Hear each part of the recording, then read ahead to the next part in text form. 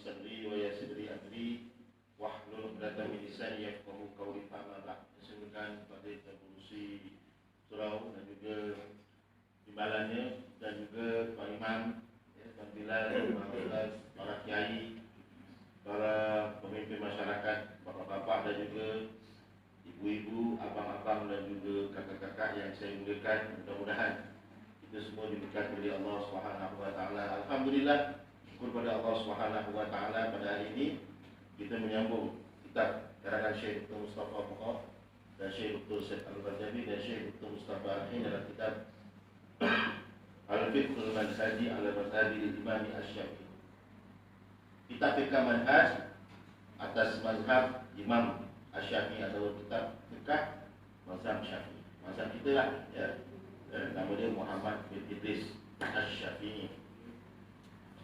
Kuburnya berada di Sayyidah Zainab, tempat pasar, jual ikan, jual barang-barang. Di belakangnya itu kubur dia terletak di dalam dekat dengan ruang tamu. Manakala kubur di depan yang akan bapak, abang-abang, tuan-tuan jumpa kubur guru dia, Imam Waqid. Imam Waqid guru dia di mula-mula, lepas tu dalam sikit, dalam masjid ada kubur lah. Dalam sikit kubur Imam Syafi'i.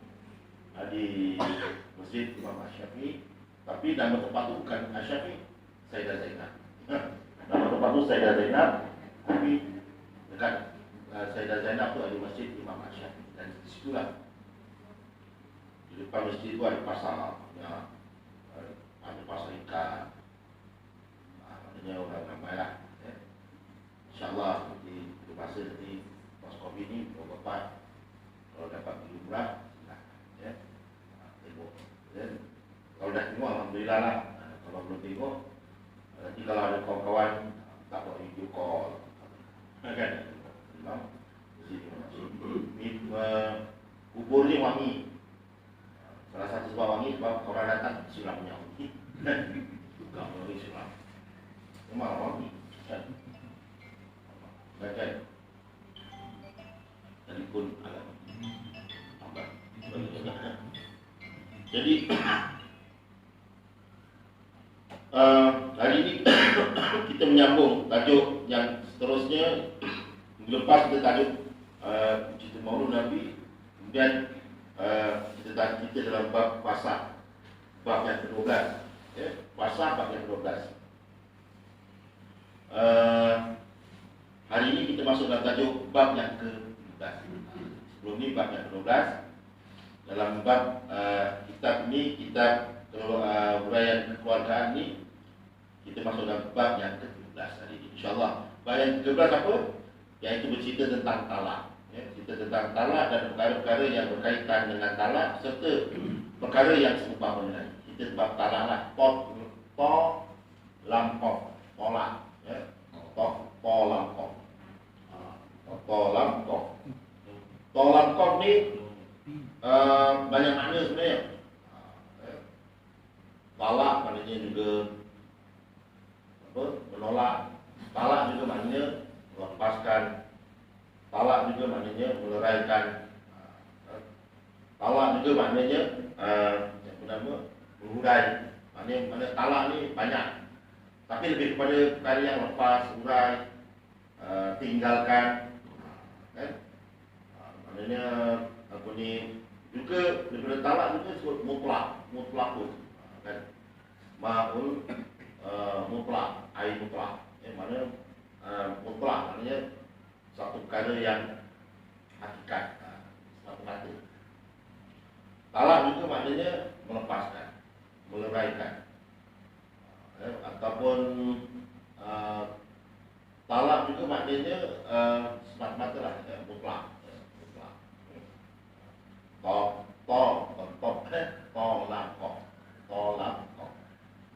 Itu dari sudut bahasa lah, bapak-bapak yang saya berkait, ibu-ibu. Maknanya kamu bahasa dia maknanya melepaskan. Secara biasanya talak ni maknanya melepaskan. Dalam bahasa Melayu pun kita telah pun faham, maknanya talak itu talak lah. Itu biasa akan faham. Disebut suami telah mentalakkan istrinya, kita pun faham. maknanya telah menceraikan atau melepaskan. Cerai, melepas, itu dari sudut bahasa. Ya. Talak juga dari sudut syarak ialah merungkai ikatan perkahwinan dengan lafaz. Maknanya talak ini mesti dilafazkan. Lafaz, dia bukannya dalam hati. Dalam hati kalau cakap macam-macam pun dia tidak akan dianggap talak. Dia mesti dalam dilafazkan. Katakan suami dia cakap dalam hati dia macam-macam, dia ceraikan isteri dia, maka tak ada talak. Sebab talak itu mesti disebut. Kalau lelaki menyebut, katakanlah suami namanya Rabu melepaskan isterinya, nama salah silap. Dalam hati dia cakap, ceraikan kau, kata Rabu itulah. Maka tak ada talak. Sebab talak itu mesti dia cakap. Perasaan yang juga bukan salah silap. Sini kata Rabu, aku ceraikan kau. Rabu cakap dengan salah silap. Rabu suami, salah silap isteri. Jadi talak ni syarat dia lafaz, kata lafaz. Dia mesti sebut talak ataupun maknanya dalam bahasa Melayu atau bahasa Jawa atau bahasa Bugis, bahasa Banjar, bahasa Mandarin, bahasa Mamah, bahasa Boyan. Kalau yang membawa maksud talak. Talak dalam bahasa Melayu melepaskan atau menceraikan. Dalam bahasa Jawa, apa dia? Apa yang makna Jawa? Kita pun tak tahu cerai juga kot Jawa. Jawa ganti. Tak boleh nak faham lah. Jawa mesti cerai juga kan. Umbar ke, umbar membiarkan. Umbar. Aku umbarkan kamu. Umbar. Aku membiarkan kamu. Maknanya dia mesti sebut kataan cerai. Yang seperti dengan talak. Dia tak ada kata lain, dia mesti talak, tolampok. Dia kata aku membahagiakan kau. Tak ada itu kata talak. Jadi dari sudut bahasa begitu. Dia Nabi SAW dia pernah bersabda 3 perkara yang seriusnya jatuh, gurau ni pun jatuh. Apa dia? Talak. 3 perkara. 1 talak, yang ketiga nikah, yang keempat cerai. Tapi kalau nikah dia mesti yang cakap bapak dia lah. Bapak pengantin perempuan. Bapak anak dara. Tadi ada 2 orang saksi. Kalau gurau-gurau ataupun merujuk, seorang suami dia bercerita dia merujuk isteri dia. Yang ketiga talak. Itu mana 3 perkara Nabi sebut dalam hadis yang guraunya pun jadi, yang seriusnya pun jadi. Ada hadis Nabi SAW yang lain pun, abghadul halalu innallahi huwa talaq. Seperkara yang paling dibenci oleh Allah namun halal adalah perbuatan bercerai. Pada hadis sebut halal tetapi sesuatu yang sangat dibenci lah. Allah Ta'ala tak suka. Allah Ta'ala pun sendiri tak suka melihat keluarga yang bahagia ini bercerai. Sebab keluarga yang bahagia ini bila bercerai ini ada yang akan terluka lah. Biasa akan ada kecewa, mak bapak mungkin kecewa, anak-anak mungkin kecewa, jiran tetangga pun akan kecewa. Ada yang akan menderita lah. Allah Alam lah. Tapi ada seorang dicerai tak begitu kan, duduk hujang, duduk tak ada, dia tak ada anak, tak ada mayat, dia tak ada masalah. Dia tak ada sesuatu yang kecewa. Tapi kalau dah ada anak, mesti anak akan jadi bangsa lah. Sebab anak itu adalah gabungan antara suami dan isteri. Dalil Al-Quran pun, A'udzubillahi minasyaitonirrajim, surah Al-Baqarah ayat 279. A'udzubillahi minasyaitonirrajim. At-talaqu marratan fa imsakum bi ma'ruf aw tasrihun bi ihsan. Perceraian itu biasanya 2 kali saja. Yang terakhir sama dia dipegang dengan betul-betul atau lepaskan secara baik. Itu talak, ya. Dalam surah At-Talaq ayat pertama, A'udzubillahi minasyaitonirrajim. Ya ayuhan nabiyyu idza talaqtumun nisaa fatalliquhunna li'iddatihinna. Wahai para nabi, apabila engkau dan umatmu telah hendak menceraikan isteri-isteri kamu, maka ceraikanlah mereka pada masa mereka dapat memulakan iddahnya. Ini pesanan Nabi lah. Bukan. Tapi kalau dalam bahasa Nabi SAW tak pernah menceraikan isterinya. Nabi tak pernah ceraikan.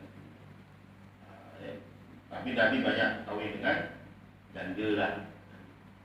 Ada dua orang je yang tak sedap saya dari isteri Nabi.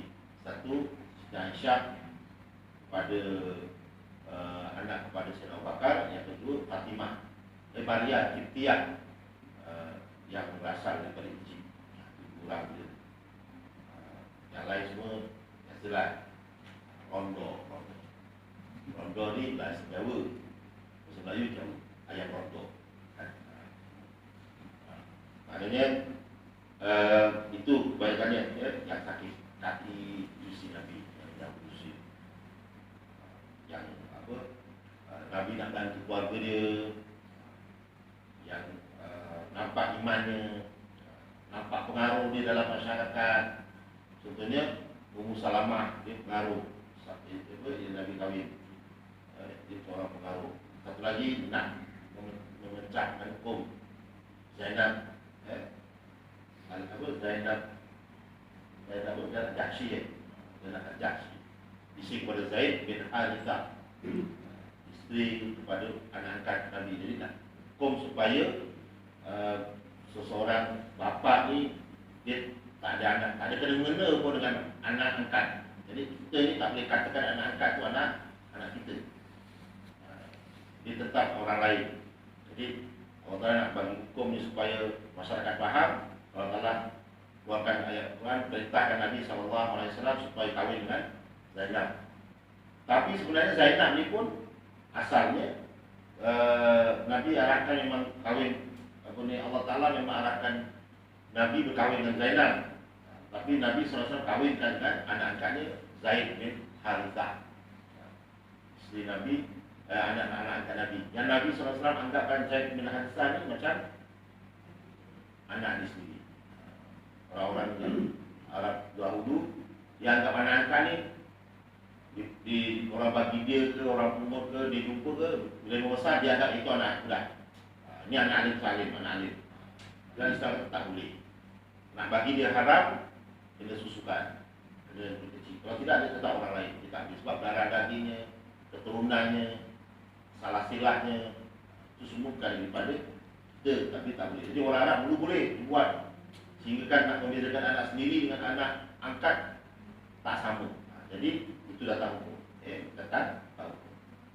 Jadi bapak-bapak, ibu-ibu, abang-abang yang saya mulakan, kita bercerita tentang talak. Ada lebih kurang 10 dalam bab talak ni. Pertama tadi kita dah cerita bab pengertian, pengertian ataupun punya usul bahasa.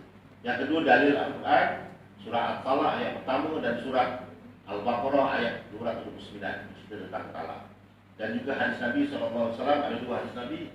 Satu Nabi sebut tentang tadi itu 3 perkara yang gurau ni pun jadi, yang main-main ni pun jadi, maka yang betul-betulnya pun jadi, maka talak. Sebab tu seorang suami isteri dia tak boleh berlakon cerita talak dalam keluarga.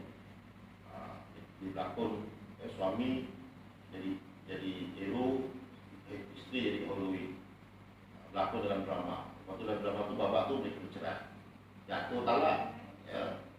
Walaupun dia punya nama lain, tapi sebab dia individu dalam lakon itu, dia tak boleh pulang.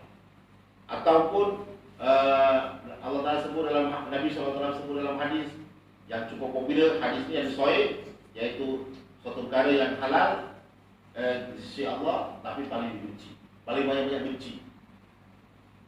Abghadul halal. Dia abghadu an. Abghadu an dengan abghadu fi, abghadu ilah, maknanya lain. Abghadu an ini maknanya benci. Kalau abghadu ilah maknanya sayang. Dia berkata ghidha.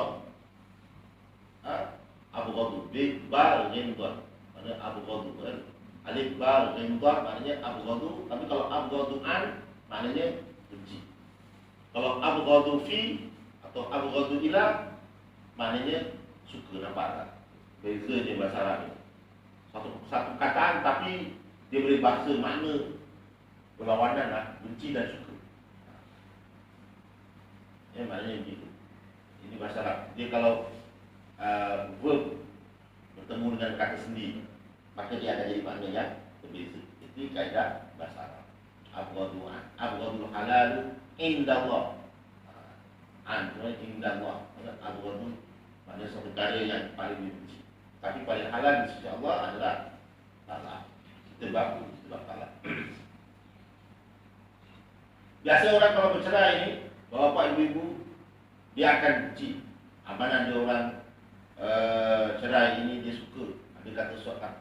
Mana ada suami, dia cakap isteri, sayang, I love you, I cinta dengan you. Youlah satu-satu isteri yang paling I sayang. I tak boleh hidup tanpa you, sayang, I ceraikan you. Mana dia hidup, buang lah, tembung lah, maju laut lah, ngomong, jawab lah, suasana pun ceraikan. Begitu kan, dia biasa gaduh, ngamuk-ngamuk kan. Biasa orang gaduh ni ngamuk-ngamuk, marah-marah. Dan ini maknanya cerai ni biasa dikaitkan dengan gaduh. Lepas tu talak ni diletakkan kepada lelaki. Walaupun laki-laki ramai yang juga tak sabar. Ramai orang laki-laki yang tak sabar, tapi ramai juga yang sabar.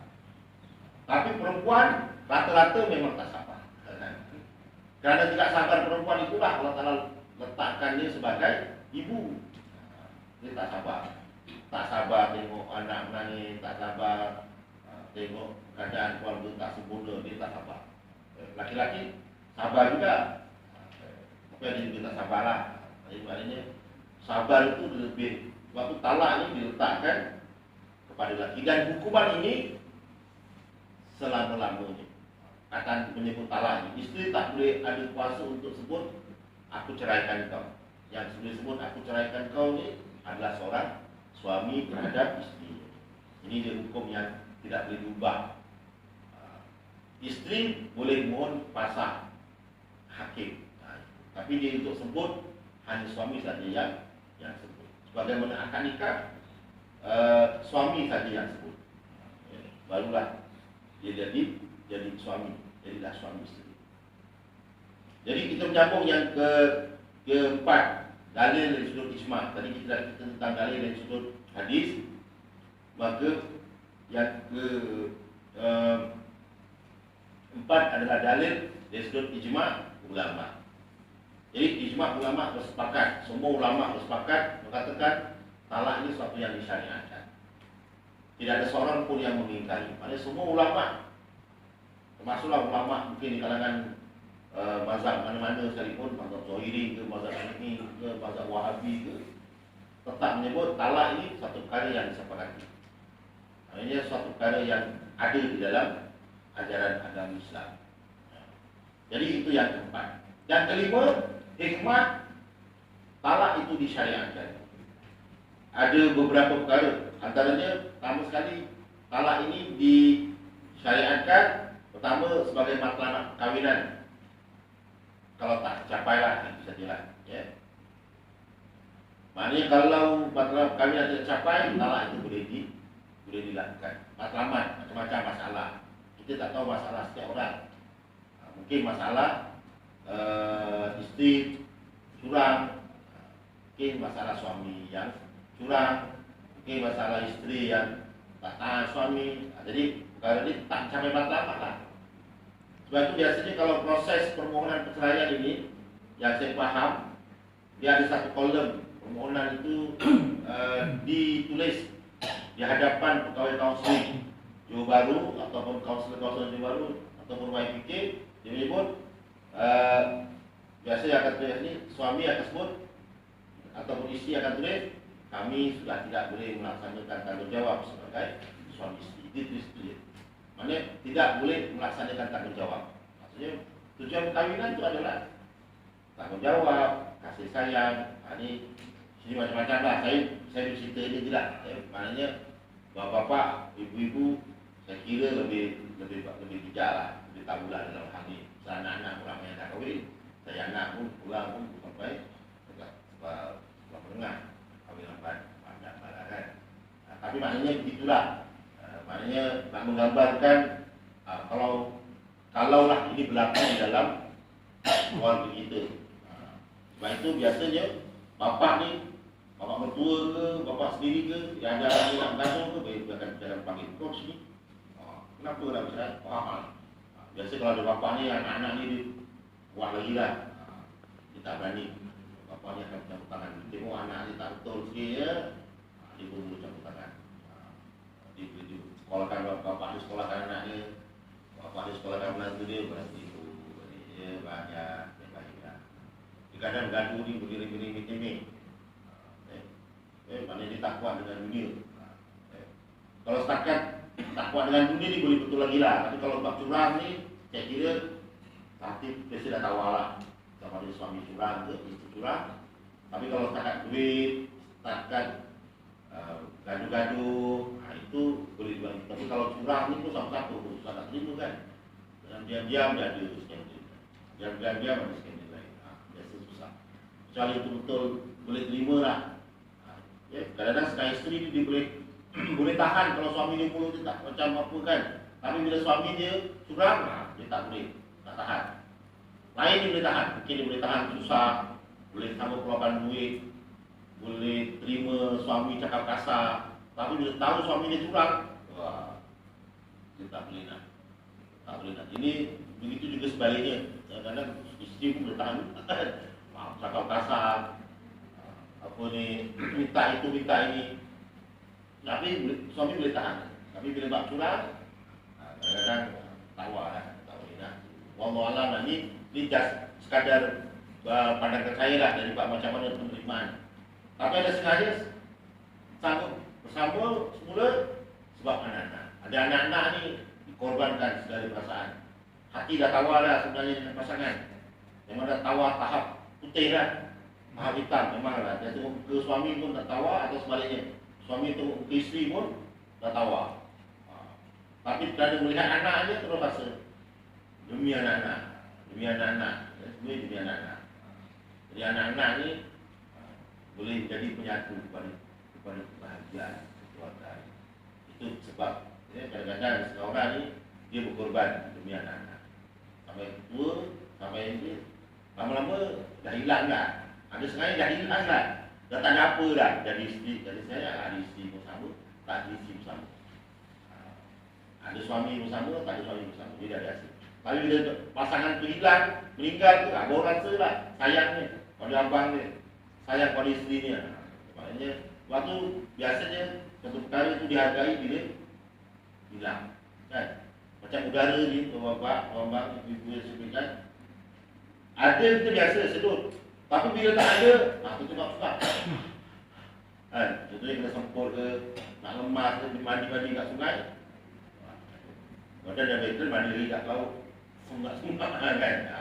Nak jogging ke sungai-sungai, baru tahu. Maknanya bila benda tu biasa, kita tak rasa. Tapi bila tu nak hilang, tercungak-cungak. Macam juga isteri lah, pasangan. Bila tak ada biasa. Atau tak hargai. Tapi bila tak ada lah, baru rasa hilang. Macam mak saya tu biasalah. Mak saya dah, ni cerita balik flashback. Mak saya, bapa saya meninggal, umur saya 5 tahun. Sekarang umur saya dah 45. Mula-mula memang rasa lah. Tapi sekarang ni, biasa. Kadang dulu si mak tak nak kahwin. Malu kan? Masalah pun nak tidur anak-anak semua peluk dia, kuat lah. Anak-anak ada 11 orang. Bila dia tidur malam ni, ada dia tidur kat kaki, ada tidur kat kepala. Jadi mak ni bila anak-anaknya ada, bila cerita bang, mak tak nak kahwin, anak-anak tu ke kanan kiri. Mana letak suami ni nanti. Anaknya kecil-kecil. Jadi dia kuat lah situ. Tapi kalau dia tak ada suami, mungkin dia tak ada anak, mungkin cari suami lah. Tapi bila ada anak-anak, wallah, kalau dia sebut wallah. Jadi cerita hikmah talak ni, apa sebab tadi saya dah kongsikan. Pertama, bila matlamat perkahwinan itu tidak tercapai. Satu. Yang kedua, hikmah di talak ini disyariatkan nak menggambarkan tanda-tanda kebesaran Allah Ta'ala. Maknanya dalam Islam ni ada sistem, bukan pakai tinggal, bukan pakai gitu saja. Nak menggambarkan ada rasa hormat lah kepada isteri, ada rasa hormat kepada suami, ada syariat, bukan pakai gitu saja. Dia tak nak mesti ada itu caranya. Sebab tu kadang-kadang ibu-ibu ni, kadang-kadang mak bapak ni dipesankan laki-laki datang Minang, kau datang biar anak tu cara baik kan. Dia kadang dipaksakan menantu dia kan, gigi menantu dia kira bapak kalau kamu cakap itu ni pakcik serahkan hanya berarti yang Allah lah kan.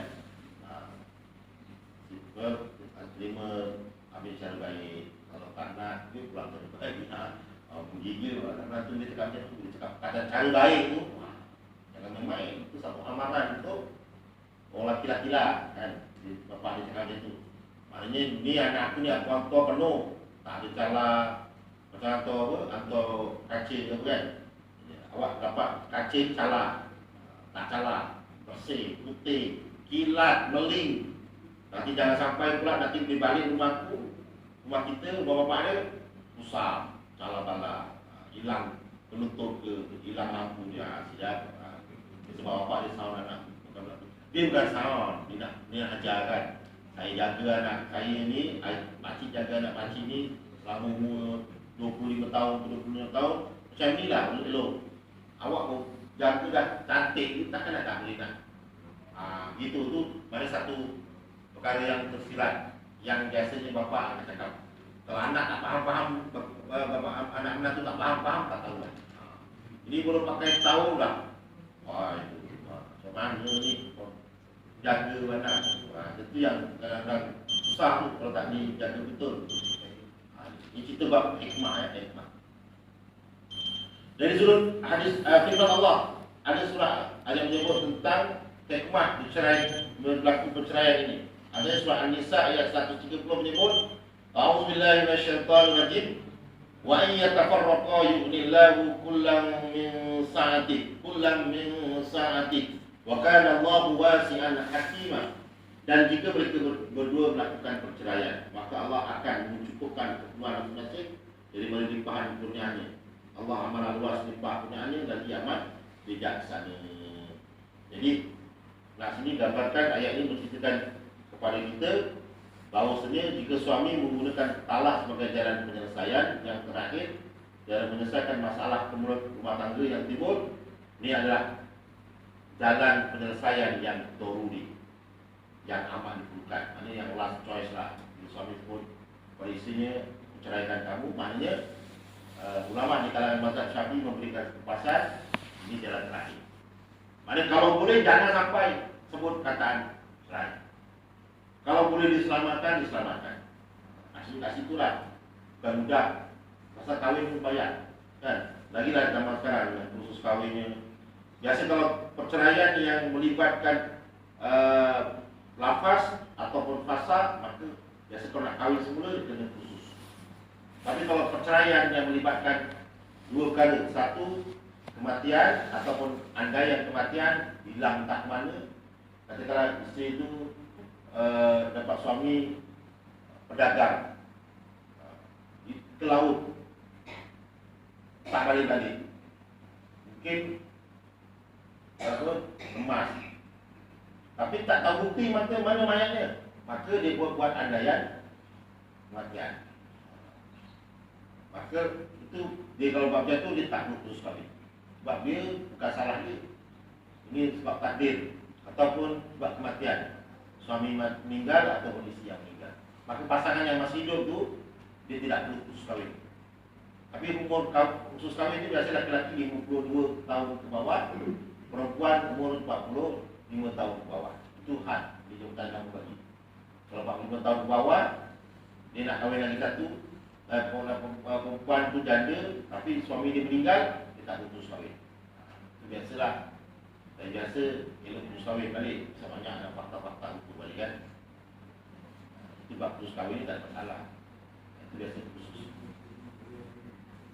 Tapi dengan syarat tentulah yang tak perlu khusus meninggal, pasangan meninggal ataupun andaian kematian. Ini, tapi kalau pasah ada terus kali. Pasah maksudnya suaminya pergi balik kampung ke balik negeri, tak kita balik sini, itu pasah kena terus kali. Jadi itu satu bab hikmah. Saya sudah selesai bab hikmah. Seterusnya yang keenam, talak adalah petanda kehebatan syariat Islamnya. Ini banyak pas. Pertama sekali, apa yang telah kita jelaskan sebelum ini menegaskan bahawa syariat dan talak dan natijahnya sebagai satu garis panduan Islam. Pertama, untuk menunjukkan kehebatan Islam. Ia sebagai bukti terpenting menunjukkan bahawa hukum akad Islam benar dan sesuai. Yang ketiga, hakikatnya semakin terbukti jika kita membandingkannya dengan bangsa-bangsa lain dunia. Maknanya talak ni khusus untuk orang Islam ni, yang sangat sempurna. Sistem keluarga ni sangat sempurna. Sehingga kan agama lain, bangsa lain pun tak macam kita. Cara nak uruskan sistem talak dalam Islam dengan ada eddahnya. Ada satu agama ni dia tak perlu nak eddah pun. Cerainya hari ini tak dah boleh nikah dengan lelaki lain ataupun nikah dah boleh lelaki lain. Begitu juga dengan bagaimana nak menentukan harta. Senang. Kalau tuan-tuan tengok bangsa-bangsa Islam seperti adopted anak-anak kan. Banyak kalau tuan-tuan tengok ada bangsa-bangsa tertentu yang anaknya ni lahir saja dibagi kat luar negara. Jadi otomatik jadi anak mewarisi harta. Padahal dia anak angkat tu. Dalam Islam tak boleh. Anak angkat tidak boleh mewarisi harta secara otomatik. Dia mesti ada hibah seperti itu. Kalau tidak, ada kembali kepada pemilik. Kalau tidak, paling lelah sekali baitul mal. Kalau tak ada waris, yang paling lelah sekali adalah baitul mal. Tapi kalau tak ada waris, sepupu jadi waris. Sepupu tadi sebelah bapak lah, kalau begitu sekali. Maknanya kalau tak ada sepupu, dua buku boleh diwaris. Maknanya kalau begitu sekali. Lagi ada waris. Tapi tak ada waris, tak menggambarkan hubungan darah ini penting dalam pewarisan. Ya saya buat. Ya.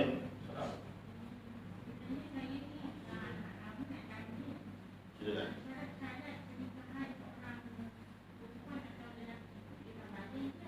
Betul.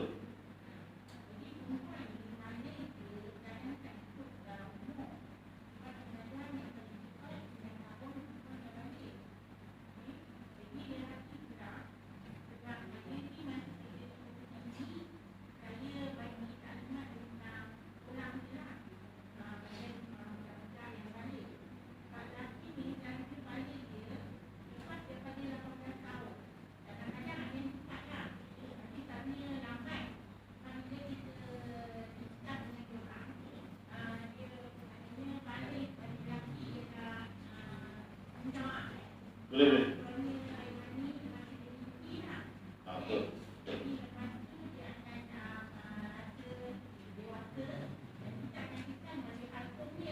Betul.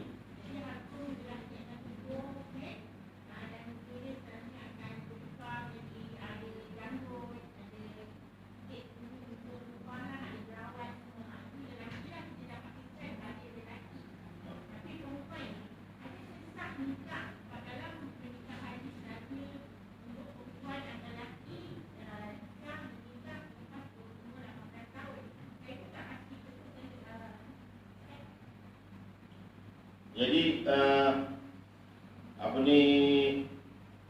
dia perempuan ni dia tak ada masalah. Dia balik tak balik boleh nikah.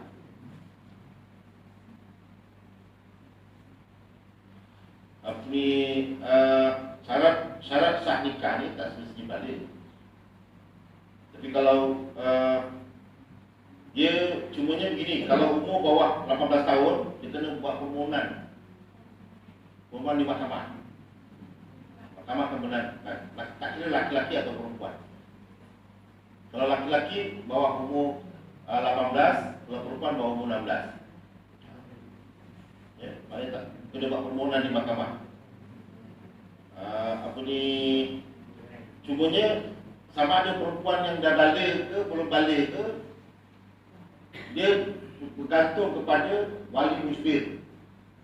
Wali mujbir, dia wali mujbir. Lepas tu perempuan yang anak dara ni kuasa di tangan wali mujbir. Tapi syarat bagi pernikahan adalah persetujuan. Setuju. Dia setuju. Maknanya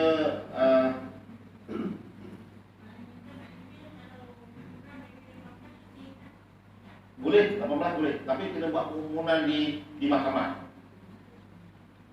Maknanya mesti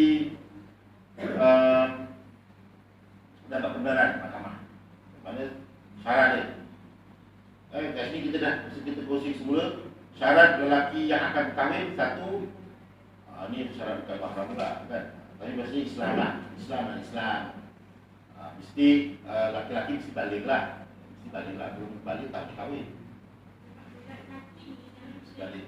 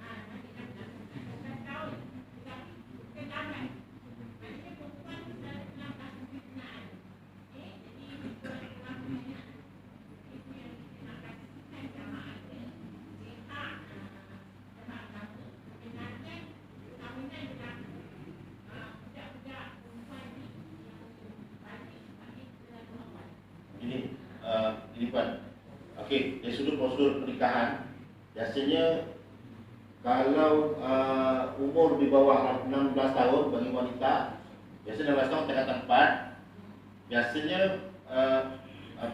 wali kena buat permohonan di mahkamah, di permohonan. Maknanya dia kena ada permohonan pernikahan di mahkamah lah. Mahkamah kalau lepaskan, boleh nikah. Mahkamah kalau tak lepaskan ataupun pihak hakim tidak melepaskan, maka tidak dibenarkan. Dia umur tu 16 tahun ke bawah lah, 9 tahun ke 10 tahun ke, nanti mahkamah yang akan menilai. Dia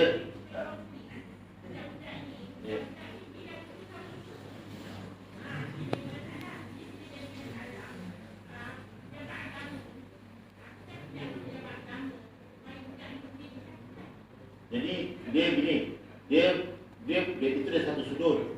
Biasanya kalau budak-budak dia buat nakalkan ini, dia akan diurus oleh undang-undang keluarga, unit sosial. Undang-undang keluarga, unit sosial dulu di bawah Ustaz Khairuddin. Salimin sekarang jadi kadi Mesir. Wah, mau jadi kadi Mesir. Dia biasanya dia akan diletakkan di bawah Raudat. Biasa kalau umur bawah belasan tahun ni, dia akan diletakkan rumah Raudatul Sakinah di Kempas bawah Muslim. Tapi kalau dia dah mengandung, dia boleh diletakkan di rumah perlindungan wanita Jalan Camat, Perlis.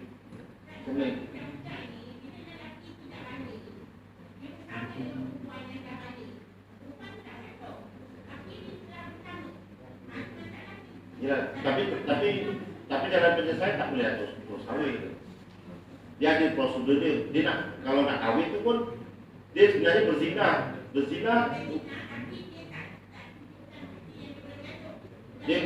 akan, kalau di bawah umur biasa akan diurus oleh macam itulah. Tapi kalau biasa kalau bawah umur, kalau dilaporkan ke Jabatan Agama Islam di Johor, dia biasanya kalau berzina bawah umur, dia biasa akan diletakkan di bawah pusat perlindungan kan.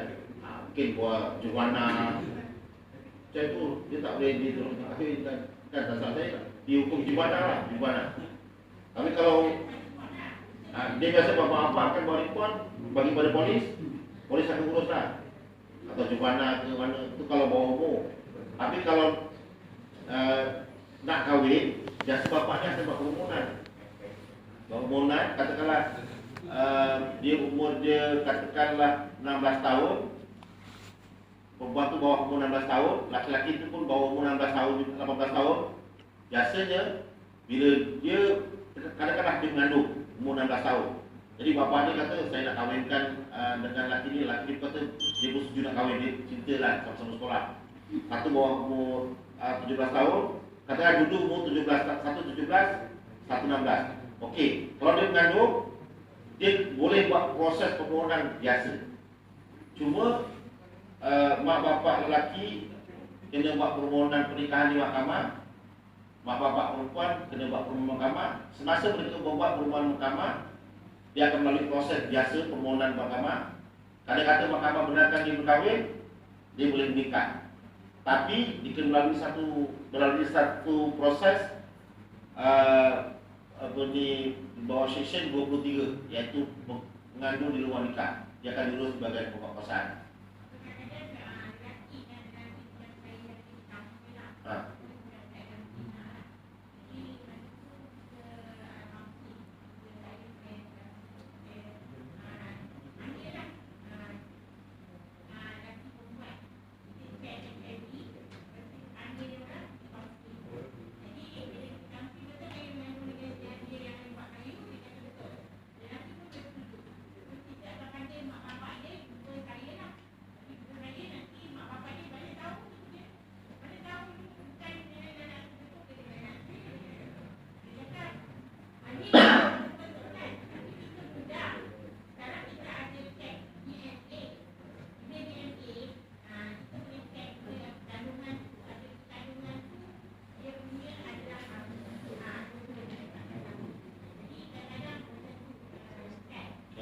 Proses dia gitulah.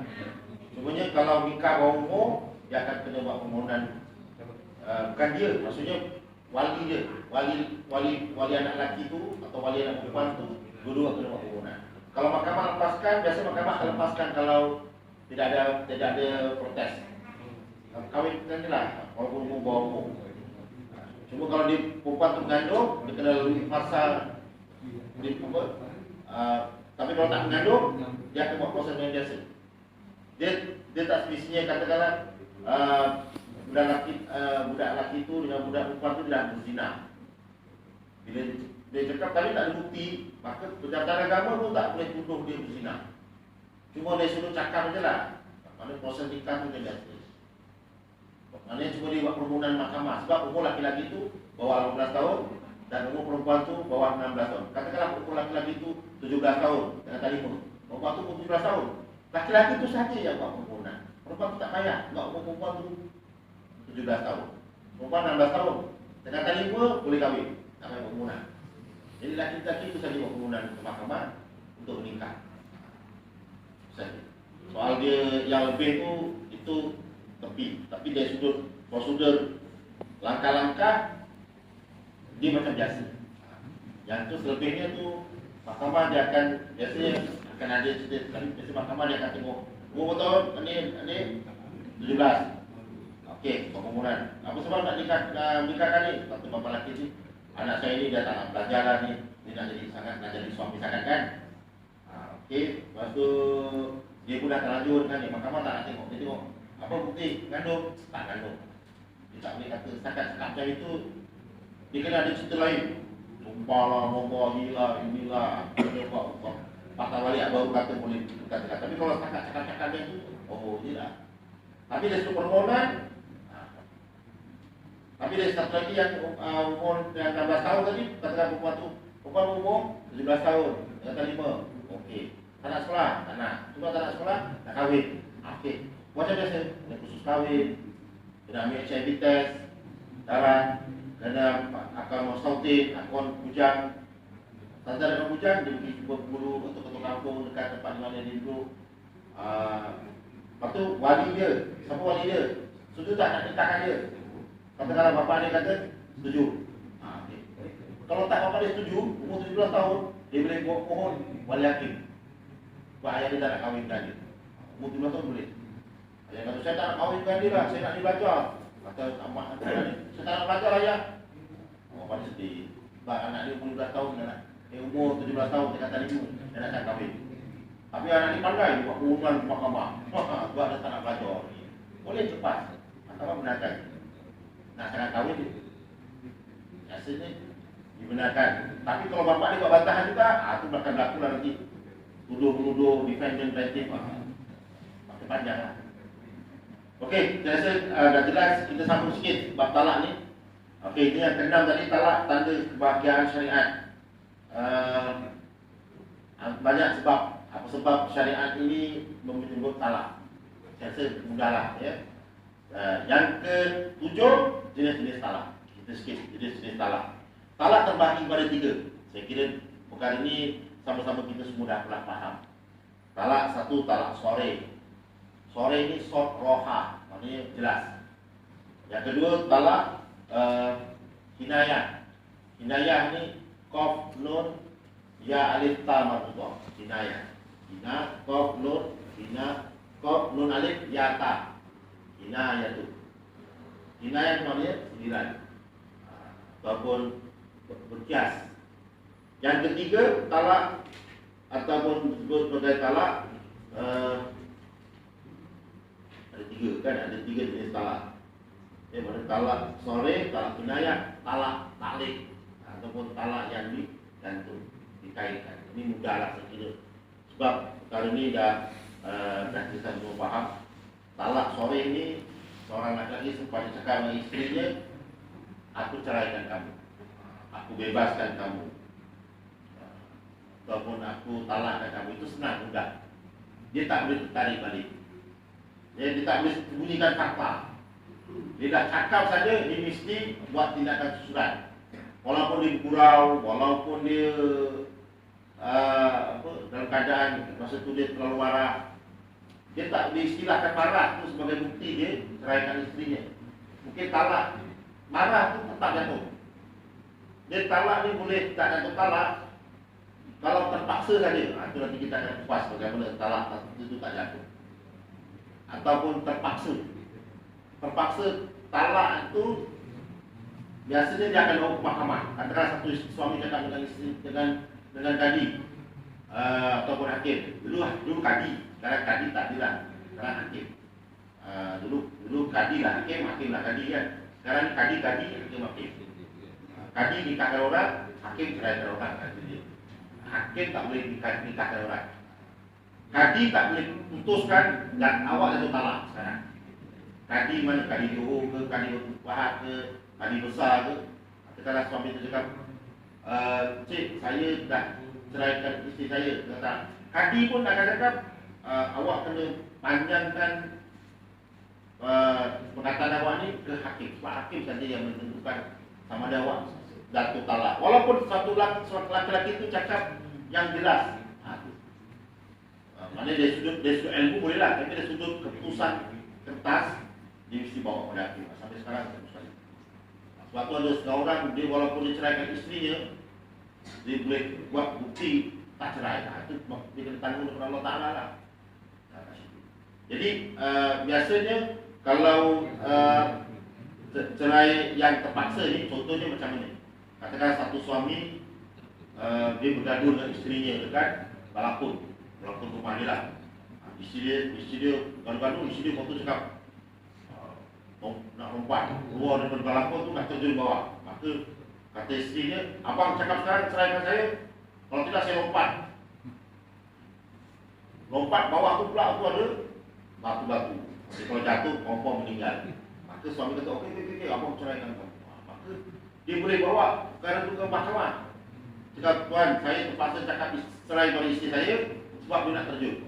Tapi kalau balapun tu, bawahnya tu setakat macam ni, dia duduk atas kursi, awak cakap, pasal saya lompat dari kursi. Itu tak boleh kata cerai lah. Atau dia dekat dalam kereta, tengah memandu, tiba-tiba suami isteri kata, awak cakap, pasal saya lompat. Atau dia ada anak, nak lempar kat luar. Itu maksud terpaksa. Tapi kalau setakat bapa laki perempuan tu datang, atau abang budak perempuan tu datang, bawa kayu, awak cakap sekarang, awak ceraikan kakak saya, kan? Kalau tak saya pukul awak, dia cakap ceraikan. Tapi hakim akan tanya, awak boleh lari tak? Ada tak pintu kat rumah awak? Hakim akan tanya lah, kata, ada pintu, kenapa awak tak lari? Kan? Lari dulu, kalau dah terpukul baru cakap. Takkan tak terpukul kan? Awak lari dulu sampai mana tahu awak lari selamat. Ini tak lari lagi dah cakap. Itu bukannya cerai, itu baru gesa. Biasa cerai terpaksa dengan gesa. Biasa gesa tu dia. Katakan isteri tahu suami ada skandal. Dalam suami ada nombor telefon anak dana, ada kat baju suami ada lipstick. Dia terpaksa pakai isteri dia gila dah, kenapa berlaung-laung. Saya malu bila saya buka, saya pacaran. Itu bukan paksa, itu gesa. Itu gesa lagi bukan sekadar jerit-jerit.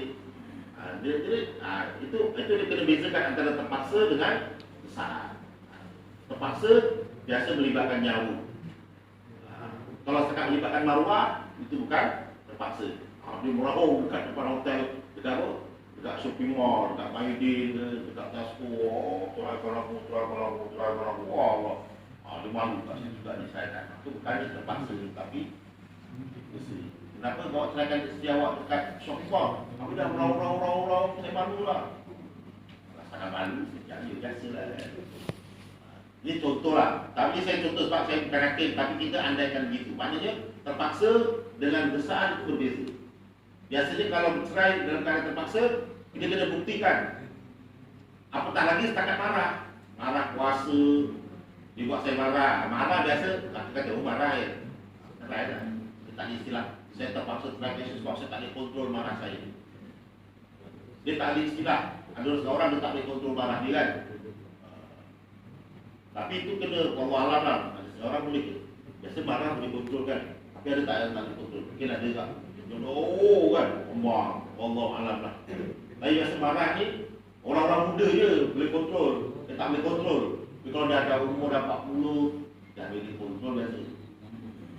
Tapi tak tahulah macam mana marah dia. Tapi kalau macam mana pun, cerai yang sore ni, biasanya jatuh biasanya. Okey. Ada beberapa pendapat. Apakah perbezaan mazhab Syafi'i dengan mazhab Hambali? Mazhab Syafi'i biasanya dia kira jumlah. Dia tak kira berapa pun sebut. Katakanlah satu lelaki itu dia ceraikan isterinya beberapa kali. Katakanlah bulan ini diceraikan, bulan depan diceraikan, bulan depan diceraikan. Tapi dia tak buat daftar pun. Akhirnya sampai satu peringkat dia jumpa hakim. Biasanya jatuh semua. Perkataan yang disebut tu kalau dia 7 kali diceraikan, 7 kali lah diceraikan isteri. Biasa cerai 3 je, dia hutang 4 kali. Dia kata kaki awak hutang 4 kali je. Masih nak hutang. Awak dah habis salah 3 dah ni. Dah 7 kali. Orang 3 kali je, itu sampai 70 kali. Ya. Ya. Katakanlah seorang itu dia cerai lepas 3 bulan dia tak rujuk, lama setahun, 2 tahun, 3 tahun dia pinang balik dia tinggal dulu. Okey, lepas tu berlaku lagi cerai yang berlaku nikah yang kedua tu 3 talak 1 ke 2 ke dia gosok Salah satu. Masa dia nikah balik kan? dia balik Nikah dia renew. dia kira semula. Kalau nikah dia renew. Barulah. Jadi dia ada 3 lagi. Kalau dia rujuk baru dia Dia nikah. Kita rujuk. Dia nikah renew balik. Dia tinggal dulu. Dia balik ada 3 peluang lagi. Sebab tu ada setengah orang dia buat baik-baik macam ni. Dia katakanlah dia cerai isteri talak 1, baru dia rujuk. Ya. Dua-dua dia cerai kalau isteri dia talak 1. Ada 2. 3-1. Tinggal 1. Jadi dia takut mulut dia takut tercakap lagi kalau gaduh. Maka dia tunggu sampai habis edah. Bila habis edah, dia nikah balik. Nikah balik. Dah suruh kosong balik. Dia bila dia nikah, dia akan otomatik dia akan renew. Tapi kalau dia cerai, dia rujuk, maka dia akan jadi jumlah. Dan ada setengah orang dia nikah balik, tapi dia senyap-senyap. Dia kata, sampai nikah balik je lah, kan nanti aku cakap lagi, habis tinggal bila. Ni aku dah lah kaya, dah akan tetap. Dia pun fikir, sayang, habiskan edah dia, isteri, habis edah, aku nak kahwinkan kau. Itu takutnya, isteri yang pandai tu. Bila beda, dia nikah dengan lelaki lain. Dia takut. Dia pandai, dia kata tak nak lah dia ni. Pakai 10 tahun je lah. Pakai jadi lelaki lain pula. Itu yang nakal tu.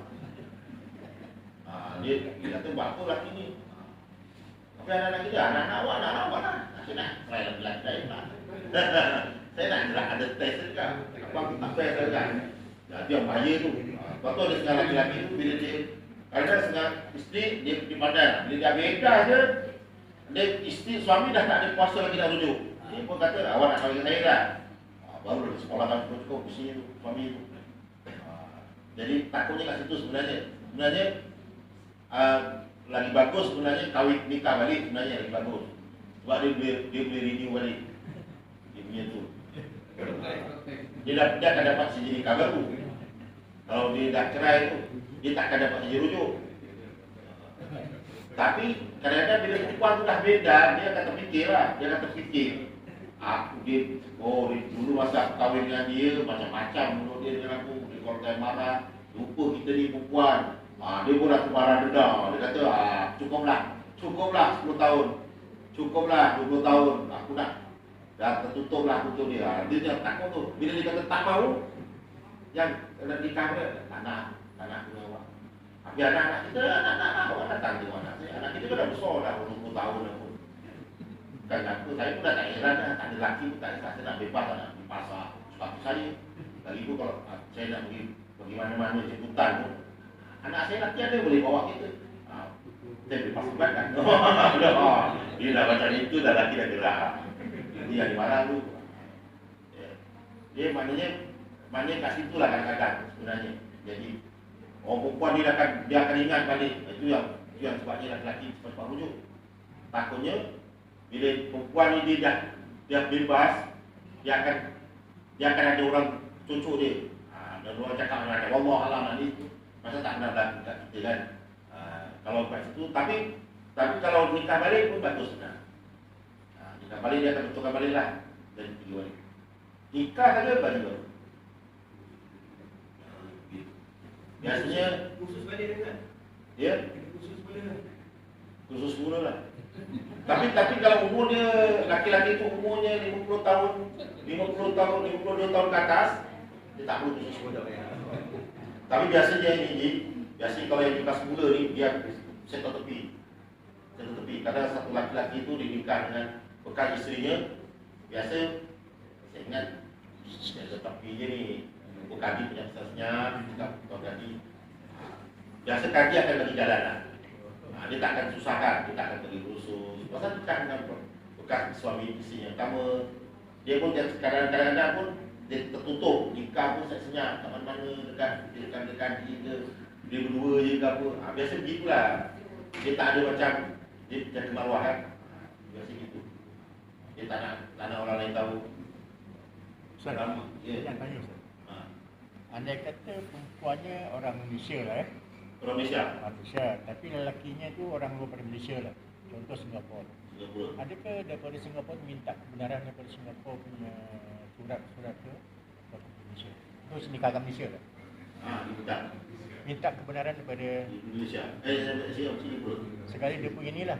Dia punya dokumen apa. Dia gini, biasanya kalau perempuan tu orang Malaysia, lelaki tu orang Singapura, dia begini. Okey, yang Singapura ikut prosedur Singapura. Dia kena buat prosedur Singapura sehingga kan nanti juru nikah di Johor Bahru, dia nikah kat Johor Bahru kan. Juru nikah tu pihak perempuan yang akan pilih juru nikah itu dia akan melihat surat yang dikeluarkan oleh MUIS, Majlis Ulama Islam Singapura, mengatakan orangnya selesai. Gunakan tu saja. Soal proses dia macam mana dia buat tu itu tak campur. Adakah pihak Singapura dia tak kursus apa di kahwinan? Itu dia lah, dia punya urusan. Jadi pengantin laki-laki tu orang Singapura, dia kena ikut undang-undang Singapura. Tak kira lah, maksudnya pihak pejabat kanti Johor Bahru, dia takkan tengok orang tu kursus ke tak kursus. Yang penting dia tengok surat yang terakhir. Surat terakhir, last, yang ditandatangani oleh apa? Bukan MUIS, Kedutaan Besar Singapura. Kedutaan Besar Singapura mengatakan untuk nikah, untuk membenarkan laki-laki ini nikah. Kedutaan Besar Singapura ke atau Kedutaan Besar Malaysia di Singapura? Pasal saya Kedutaan Besar Malaysia di Singapura. Betul. Kedutaan Besar Malaysia di Singapura. Dia kena buat permohonan di Kedutaan Besar Malaysia yang dikeluarkan oleh Kedutaan Besar Malaysia. Dia ada itu saja. Soal dia khusus kahwin di Singapura, soal dia ambil HIV test, soal dia pasal itu dia di Singapura. Itu urusan dia. Tapi dia pihak juru nikah dia tengok, okey, pengantin Singapura ni telah dapat pembenaran daripada Kedutaan Besar Malaysia di Singapura untuk dia bernikah. Itu saja nikah.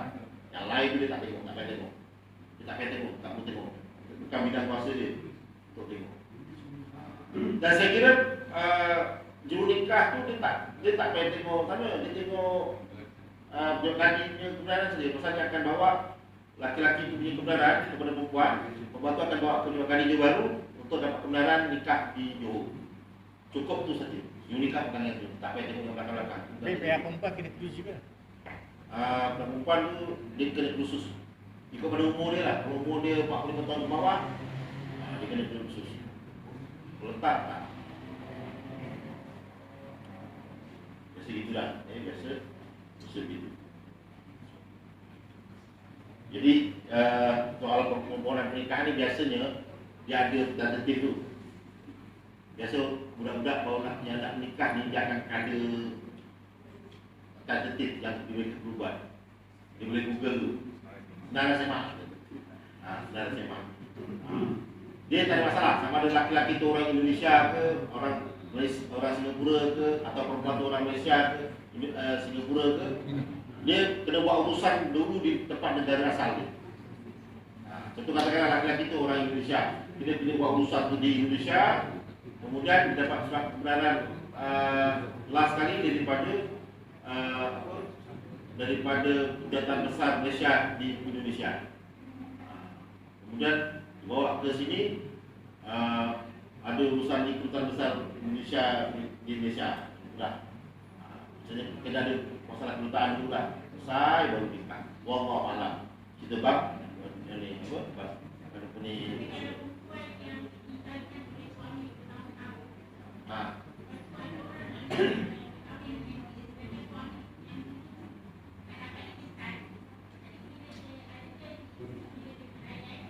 Tak. Selagi dia tidak dibuktikan di mahkamah.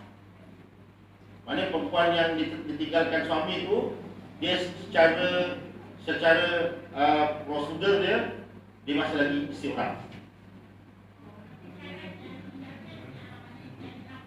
Dia kena pergi ke mahkamah. dia kena pergi ke mahkamah. Dia kena pergi mahkamah buat pembuktian. Maksudnya katakanlah satu perempuan tu dia dah 7 tahun suami dia hilang tak ke mana, ataupun tak tahu ke mana. Secara Islam dia masih lagi suami orang, isteri orang ni. Sebab dia belum dibuktikan. Dia dibuktikan sebagai janda setelah dia buat proses. Katakanlah suami dia hilang sejak tahun 2005 suami dia tak balik. Sampai 2020 ni, maknanya dari 2005 sampai 2020 dia masih lagi isteri orang. Sebab dia tak mana-mana pun. Dia semua orang cakap awak dah janda ni sebab suami awak tak ada. Tapi dia tak ke mana-mana. Dia duduk kat rumah. Dia kena buktikan yang dia tu bercerai. Dia pergi ke mahkamah. Mahkamah biasa akan minta perempuan tadi dia buat iklan. Buat iklan, buat cari alamat di mana, buat surat katakanlah dia di mana-mana kan, kena buat satu saman bagi sampai mahkamah tengok bukti. Mana buat bukti buat iklan ini tuan, Utusan Malaysia saya dah buat tahun 2000 ni, ada bukti keratan paper. Mahkamah kata okey, yang ini awak jadi Allah Allah macam tu tak benar kan. Macam itulah istilahnya. Mana dia kena buat satu proses ke mahkamah. Dia kalau tidak, dia tak boleh kahwin dengan lelaki lain. Haram dan tak sah. Haram dan tak sah. Dia tak boleh, bapak dia cakap kalau boleh wali, awak nak bukan lagi suami isteri dia sebab suami awak. Dia tak boleh macam mulut. Kalau dia nikah pun dia tidak sah. Islam kata tidak sah. Dia kena ada hakim. Ini memang di zaman Rasulullah pun begitu. Zaman Rasulullah ni ada kisah dia jumpa Rasulullah sebagai hakim. Jadi kuasa mengatakan dia janda, itu kuasa hakim. Aku nampak kat sini ada peranan hakim. Walaupun hakim itu tak kenal atau maknanya dia tak boleh faham gitu. Tak boleh faham. Kalau contohnya dia pergi ke tempat di negara yang tak ada orang Islam, katakanlah dia pergi ke Alaska, ke Amerika, ke mana, dia kena pergi di tempat di mana ketua persatuan tu yang dilantik sebagai orang yang ada otoriti agama. Orang itu dia jadi sebagai hakim dia. Walaupun dia di kalangan 10 orang, katakanlah ni contohlah. Katakanlah kat sini, ini contoh, katakanlah tuan-tuan, bapa semua ni, ini satu pelajar kita. Satu penduduk Islam Kanada ke Alaska. Katakanlah Haji Yusuf, Haji Rahman, ataupun Haji dilantik sebagai ketua ni. Maknanya sekarang apa hal kita akan lantik ni buat keputusan. Asal-asal jadi orang yang boleh buat keputusan. Maka Haji 3 orang ni saja yang boleh putuskan sama ada dia janda atau tak janda.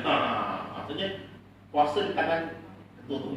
Itu yang ada di hukum fiqh. Maksudnya walaupun dia mana kena ada orang yang itu ini wallahu a'lam, kaedahnya macam itulah. Kalau di Malaysia hakim. Jadi saya rasa kita bab tajuk sore ni. Nanti insya-Allah di minggu hadapan kita sambung lagi bab talak. Ada banyak talak. Ada lagi banyak lagi bab talak. Maksudnya talak itu talak sertalik. Betul talak ada lebih kurang lebih daripada separuh lagi bab talak. Insya-Allah hari ini kita baru sampai tajuk talak sore atau talak jelas yang disebut aku ceraikan kamu, aku pisahkan kamu, aku bebaskan kamu.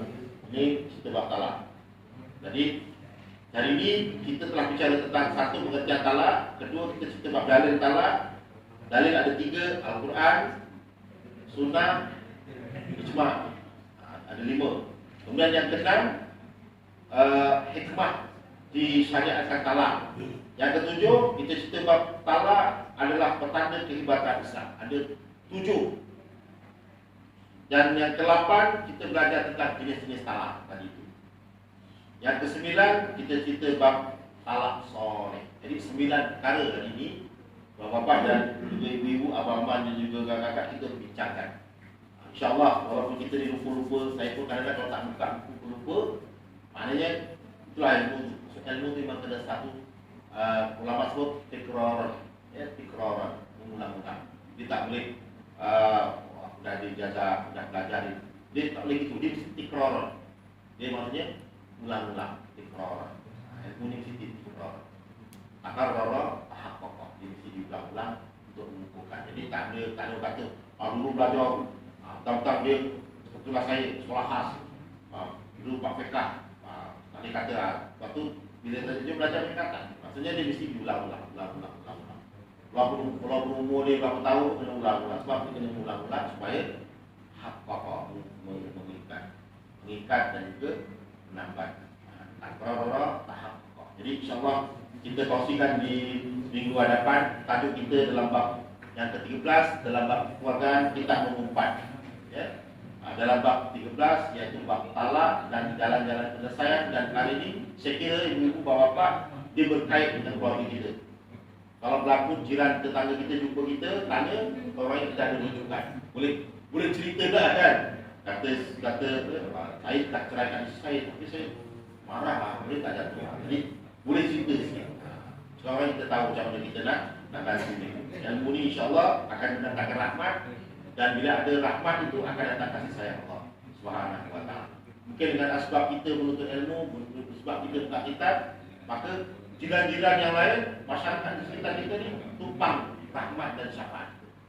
Kita tuntut ilmu, orang yang dapat rahmat. Tak pula, jadi kita jadi payung yang mendatangkan keberkatan kepada jiran-jiran kita, rakan-rakan kita sekian.